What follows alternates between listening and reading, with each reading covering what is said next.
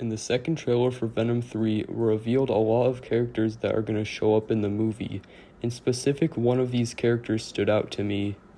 The design of this character is very appealing to me, and many fans believe him to be Lasher, the green symbiote from the Life Foundation. To start it off, I combined a bunch of random Mcfarlane parts using thermoplastic beads and superglue. Then with some miliput, I sculpted all the detailing. This was definitely a process because it took multiple sessions of drying and sculpting for it to finally look right, but in the end it all worked out. I also used some hot glue to add a little bit of detailing near the chest and the eyes so that it's translucent, which I'll allude to a little bit later. But I think the sculpting in this section turned out pretty well, and it retains all the same articulation that it would with the basic joints, and here's an example of that.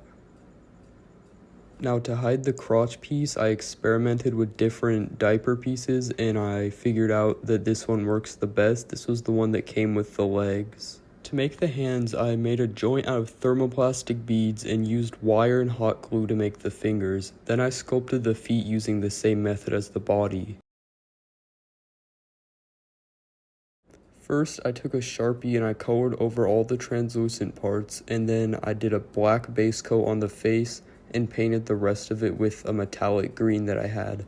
This shade of green is from Folkart, and it's the dragon flesh. I did this paint over the whole body, and then I did a black wash over all the other parts. This dulls down the green and makes it a little bit darker. Now with a little bit of white dry brushing, I made sure that all the teeth popped and standed out. Then with a yellow mix, I dry brushed over the white and I got this effect. I used this white, which was the same as I used for the eyes, and then I used two other yellows. Once you mix them together, it's kind of just trial and error which looks best to you. I coated the whole thing in Mod Podge when I was done. And with the eyes, you want to make sure to water down the white so that the translucent effect shows somewhat through, but definitely put extra Mod Podge over the eyes to get a glossy effect. In the end, I'm very proud of how this turned out due to it having a short constraint to it. I got this done about 2 weeks after the trailer was revealed because I didn't start right away, but for the time I started, I think it turned out pretty well.